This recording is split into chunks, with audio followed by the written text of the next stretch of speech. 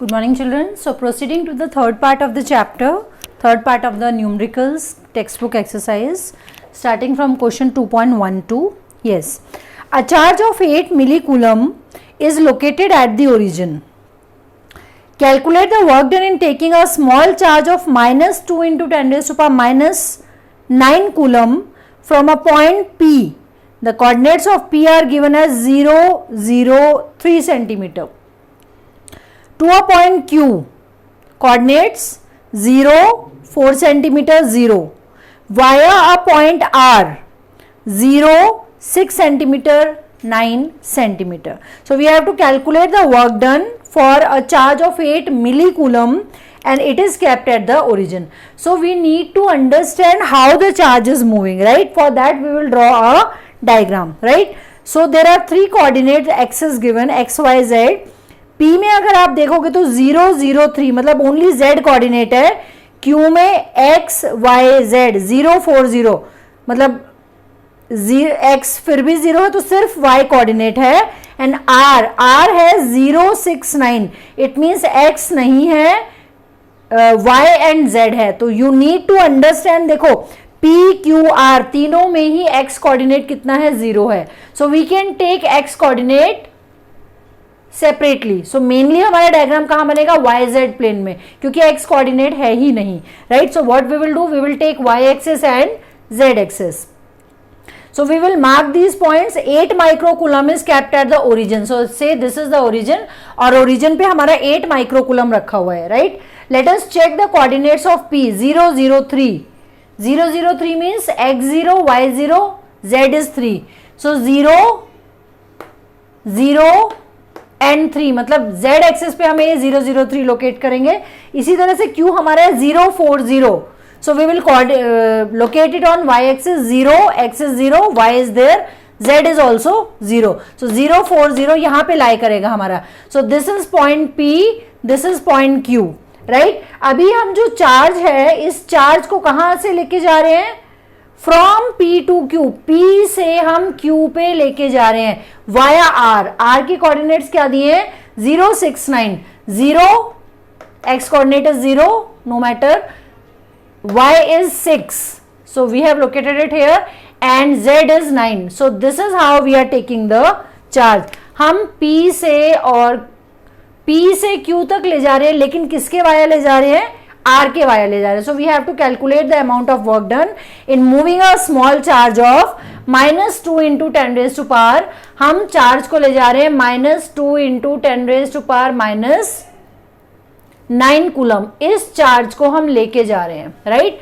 P से Q तक, P से Q तक. So we have studied in electrostatics chapter that electrostatic work done is conservative in nature. Conservative means it does not depends on the nature of the path.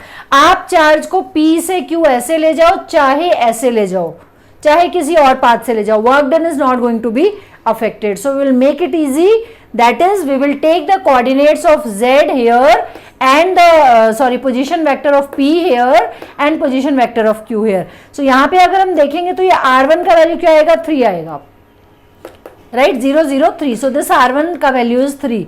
Now here the displacement, the position vector is 4.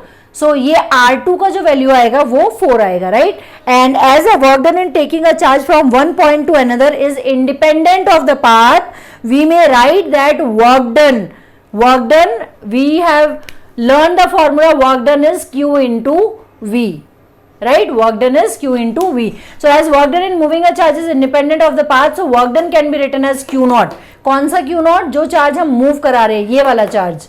एक दूसरा charge जिसके electric field में ये सब हो रहा है, that charge is 8 millicoulomb, right. So Q into potential at Q, VQ minus VP, क्योंकि हम क्या लेते हैं फॉर्मूला में, VB minus VA, final minus initial. So final क्या है, VQ, और इनिशियल क्या है, VP, राइट. सो हम इसका वैल्यू रखेंगे Q नॉट इंटू VQ को क्या लिखेंगे, KQ बाय R2. R2 मतलब ये distance minus KQ bye R1. इसको हम कह देते हैं Q2 और इसको हम कह देते हैं Q1, राइट. R1 पे क्या है, no we will keep this as same only. Why, because जो चार्ज हम ले जा रहे हैं that charge is same. So KQ by R2 minus KQ by R1, right? So we can write k q q naught. Q naught is the charge kept 1 by r2 minus 1 by r1, right? So k का value we know very well, 9 into 10 raised to power 9 into 8 मिलीकूलम जो यहाँ पे रखा हुआ है, into ये वाला charge जो हम लेके जा रहे हैं माइनस 2 इंटू 10 की पावर माइनस 9. सो ये माइनस हमने शुरू में लिख लिया, 2 इंटू 10 की power minus 9, 1 upon r2. r2 is 4 centimetre, converting 4 centimetre to metre, that is 4 into 10 raise to power minus 2 minus r1. r1 कितना है हमारा 3, तो 3 को भी हमने कन्वर्ट कर लिया मीटर में. सिंपल. 10 रेज़ टू पावर 2 भी बाहर ले लेंगे, इस सारे को सॉल्व कर लेंगे. Will take LCM of 1 by 4 minus 1 by 3 solving. ये माइनस में था और ये भी सॉल्व करके -1 मतलब माइनस ही आएगा. सो माइनस माइनस दोनों क्या हो जाएंगे प्लस. सो वर्क डन इस सारे को सॉल्व करके हमारा आएगा 1.2 जूल्स. रिमेंबर, एक तो हमें ये याद रखें कौन सा कोऑर्डिनेट हमें कंसीडर नहीं करना, क्योंकि वर्क डन हम यहां से यहां ले जाएं या यहां से ले जाएं, work done is independent of the nature of the path. It is conservative in nature. Electrostatic work done is conservative in nature. So we can take that and what we have to do, final potential minus initial potential. So VQ minus VP, that we have to remember. Right? Proceeding to the next question, question number 2.13. A cube of side B has charge Q. एक cube है, उसका side क्या है B है, और उस पे charge Q at its each of its vertices. सारे वर्टिसेस, कितने वर्टिसेस होते हैं क्यूब में children? Yes, 8 vertices.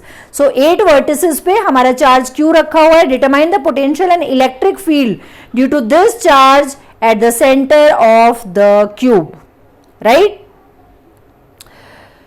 So what has been asked, there is a cube, the side of the cube is B, B, B, all sides are B, and 8 vertices पे you can see 8 charges kept at the 8 vertices, right? So side है B and determine the potential and electric field. अभी यहाँ centre में, यहाँ पे centre में हमें क्या फाइंड करना है, पोटेंशियल कितना होगा और इलेक्ट्रिक फील्ड कितना होगा, that we have to find, right? So if you remember the coordinate, then cube का जो लॉन्गेस्ट डायगनल होता है, how do we find longest diagonal of cube और cuboid? We find out simply under root of b square plus b square plus b square, right? So that will be side का square, right? That will be 3b square. और we can write what is the longest diagonal of the cube. इस एरे से इस एरे तक, longest array like इस point से इस पॉइंट तक, longest diagonal, length of the longest diagonal will be under root 3b. Now distance of these charges, longest diagonal हमने क्यों लिया है? क्योंकि वहां से हर एक चार्ज का मैग्नीट्यूड, हर एक चार्ज का डिस्टेंस विल बी ऑलमोस्ट इस वाले चार्ज का या इस वाले चार्ज का, या हर एक चार्ज का डिस्टेंस कितना हो जाएगा? हाफ हो जाएगा. So distance of each charge which is kept at the vertex to the center of the cube is half of this distance. So what is the distance? Root 3b, half हो जाएगा इसका. So distance of each charge which is kept on the vertex from the center is root 3b by 2. Right? अभी कितने charges हैं? 8 vertices पे 8 charges रखे हैं. Centre तक लाने में जो पोटेंशियल होगा, हर एक का पोटेंशियल क्या होगा? सेम होगा, right? So how many charges are there? 8 charges. By superposition principle V1 plus V2 plus V3 up to V8. So can we write potential at center is 8 times the potential at one point, because सबका distance same है. कितना distance? Root 3b by 2. And सबका charge same है जैसा कि question में दिया है. Each charge is Q. So 8 times KQ by R. 8 times K का वैल्यू रख दिया 1 by 4 pi epsilon naught Q by R. R कितना है? Root 3 by 2b. ये 2 ऊपर चला जाएगा. It becomes 8 upon 4 pi epsilon naught 2Q upon root 3b. So you can leave your answer here. यहाँ पे आप इस आंसर को छोड़ सकते हैं. So this is your final answer. Or you can simplify it further. Generally हम ये कट नहीं करते हैं, but you can cut it. 4 2 ज़ा 8, इसको यहाँ पे कट कर दो 4 को 8 से. सो 2 हो जाएगा यहाँ पे. 2 इंटू 2 इज 4Q अपॉन, ये 4 कट हो गया. रूट 3 को पहले लिख लेंगे, root 3 pi epsilon nought b. So you can also leave answer here, और you can simplify and write the final answer as this answer. Right? Bit tricky but you can easily, मतलब you have to assume that कि all the charges का I have to find the equal distance. वो equal distance हमें कैसे पता चलेगा? Longest diagonal of the cube. And you should remember the longest diagonal हम कैसे फाइंड करते हैं. वहां से हर एक चार्ज का इक्वी डिस्टेंट रहेगा. Because it is equidistant, so we can apply 8 times the potential of each charge. So hence we can find the potential due to all the charges, right? What else is asked in the question? Yes, electric field at the center. Electric field is also asked. So what will be the electric field? अभी ये वाला charge electric field will be positive charges हम consider करेंगे. Yes, considering Q दिया है तो positive charge consider करते हैं. फॉर एग्जांपल, सो ये वाला चार्ज का इलेक्ट्रिक फील्ड अंदर की तरफ, इसका भी अंदर की तरफ, equal and opposite, equal and opposite. इसी तरह से इलेक्ट्रिक फील्ड इधर, इलेक्ट्रिक फील्ड इधर. Every pair will have equal and opposite electric field. Hence electric field at the centre by all the charges will cancel out and the net electric field at the center will be 0. So electric field at the center due to any point of charges at the opposite corners will be equal and opposite. इसका भी electric field line अंदर, इसका भी electric field line अंदर, क्योंकि दोनों same है. Same होने की वजह से इलेक्ट्रिक फील्ड भी क्या होगा, सेम होगा. अगर एक चार्ज बड़ा है एक छोटा है तो बड़े वाले चार्ज का इलेक्ट्रिक फील्ड ज्यादा होगा because it will exert more force. But since the charges are same so they will exert equal and opposite forces, hence electric field at the center will be 0. Right, children? So proceeding to the next one, that is 2.14.